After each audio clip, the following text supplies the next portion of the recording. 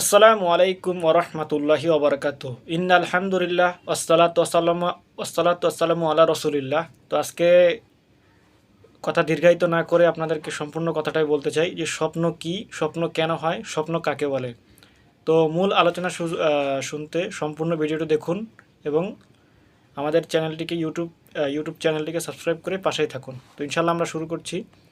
ঘুমের ঘরে মানুষের অবচেতন অন্তরাত্মার পর্দায় যে সব ছবি ফুটে ওঠে তাকেই আমরা সাধারণভাবে স্বপ্ন বলি। আসলে স্বপ্ন যে কি এক কোথা থেকেও আসবে ছবি আসে সে সম্পর্কে মনোবিজ্ঞানীদের একজন এক এক রকম অভিমত প্রকাশ করে থাকেন।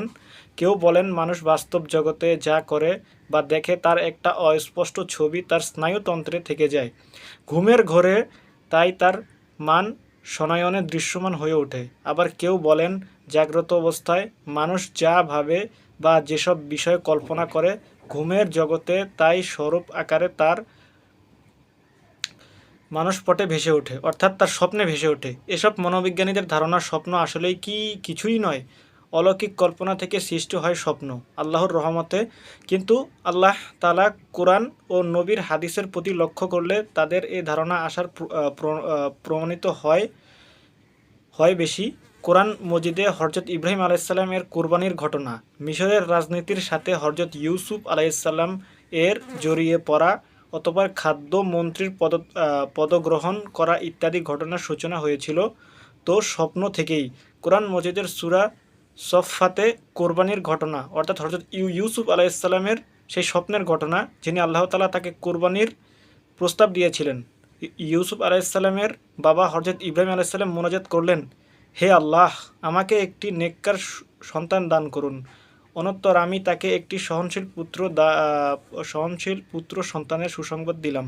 তারপর যখন সে পুত্র ইসমাইল তার সাথে চলার উপযোগী বয়সে উপনীত হলো, তখন সে হজরত ইব্রাহিম আলাইসাল্লাম তাকে বলল, প্রিয় বৎস, স্বপ্ন দেখেছি যেন আমি তোমাকে জবেহ করছি, সুতরাং ভেবে দেখো তোমার অভিমত কি। ইসমাইল বলল, পিতা, আপনাকে যা আদেশ করা হয়েছে, আল্লাহ আপনাকে যা বলেছেন তা আপনি পালন করুন, ইনশাআল্লাহ আমাকে আপনি ধৈর্যশীলই দেখতে পাবেন। যখন পিতা পুত্র উভয় আত্মসমর্পণ করলো আল্লাহর কাছে, সে ইব্রাহিম তাকে কাত করে শোয়ালো পুত্র ইসমাইল আলাইসাল্লামকে। তখন আমি তাকে ডেকে বললাম, হে ইব্রাহিম, তুমি স্বপ্নকে সত্যি পরিণত করে দেখিয়েছিল দেখিয়েছ নিশ্চয়ই। এভাবে আমি সৎকর্মশীলদের প্রতিদান দিয়ে থাকি। নিশ্চয়ই এটা এক সুস্পষ্ট পরীক্ষা আল্লাহ তাআলার। তার পরিবর্তে আমি জবাহ করার জন্য তাকে একটি মহৎ জন্তু দিলাম, অর্থাৎ আল্লাহ তাআলা হযরত ইসমাইল আলাইহিসসালামকে সরিয়ে একটি দুম্বা দিয়ে দিলেন। যখন সেই দুম্বাটি কোরবানি হলো আল্লাহর রাস্তায়, তখন আল্লাহ তাআলা তাদের পরীক্ষা কবুল করলেন এবং তারা সেই পরীক্ষায় উত্তীর্ণ হলেন। কোরআনুল কারিমে এ আয়াতের বিশেষভাবে দুটি বিষয় স্পষ্ট হয়ে ফুটে উঠেছে।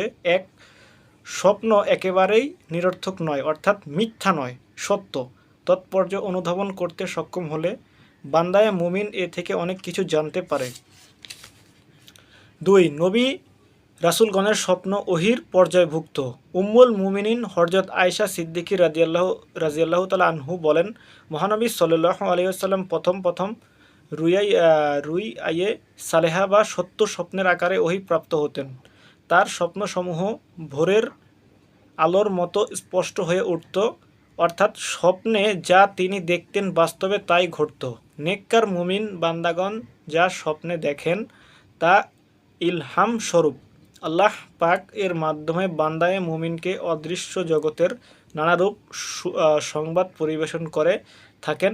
মহানবী সাল্লাল্লাহু আলাইহি ওয়াসাল্লাম বলতেন, আমার অন্তর ধানের সাথে সাথে নবুয়তের পরিসমাপ্তি ঘটবে, তবে মুবাশশিরাত বাকি থাকবে, অর্থাৎ মুবাশশিরাত মানে সুসংবাদ প্রদানকারী। আল্লাহ পাক কখনো ইলহাম এবং কখনো স্বপ্নের মাধ্যমে ঈমানদার বান্দাগণকে সুসংবাদ প্রদান করে থাকেন। অতএব স্বপ্ন নিরর্থক নয়, অর্থাৎ মিথ্যা নয়। তাৎপর্য অনুধাবন করতে পারলে বান্দায়ে মুমিন ভবিষ্যৎ জীবনের অনেক তথ্য আগাম জানতে পেরে সতর্ক ও সাবধান হতে পারে। অর্থাৎ মহান আল্লাহ তাআলা ভবিষ্যতের কথার সামনেরটা আমাদেরকে যখন স্বপ্নে ইঙ্গিত দেন, তখন আল্লাহ তাআলা আমাদেরকে বোঝাতে চান যে আমাদের বিপদ কিংবা খারাপ কিছু ঘটতে চলেছে, শত্রু থাকবে। সেই হিসাবে আল্লাহ তাআলা আমাদের আগে থেকে স্বপ্নে ব্যাখ্যা দিয়ে থাকেন। এই জন্য আমাদের উচিত যদি খারাপ স্বপ্ন দেখি পশ্চিম দিকে ফিরে নিজেকে বাম কাত করবো না, অর্থাৎ যেদিকে পশ্চিম, আমি যে বাম দিকে ফিরবো, বাম দিকে যে থুতু ফেলবো, সেদিকে যাতে পশ্চিম না হয়, পশ্চিম ছাড়া অন্য দিকে আমাদের বাম দিকে মাথা ঘুরিয়ে 3বার থুতু ফেলবো, ফেলে আল্লাহর 2 রাকাত মসজিদে গিয়ে নফল নামাজ পড়িব, পড়ার পরে আল্লাহর কাছে সেই বিপদ হইতে উদ্ধার চাইব। হে আল্লাহ আমাদেরকে হেফাজত করুন। তো আল্লাহ তাআলা আমাদেরকে সবাইকে আমল করার তৌফিক দান করেন। আসসালামু আলাইকুম ওয়া রাহমাতুল্লাহি ওয়া বারাকাতুহু।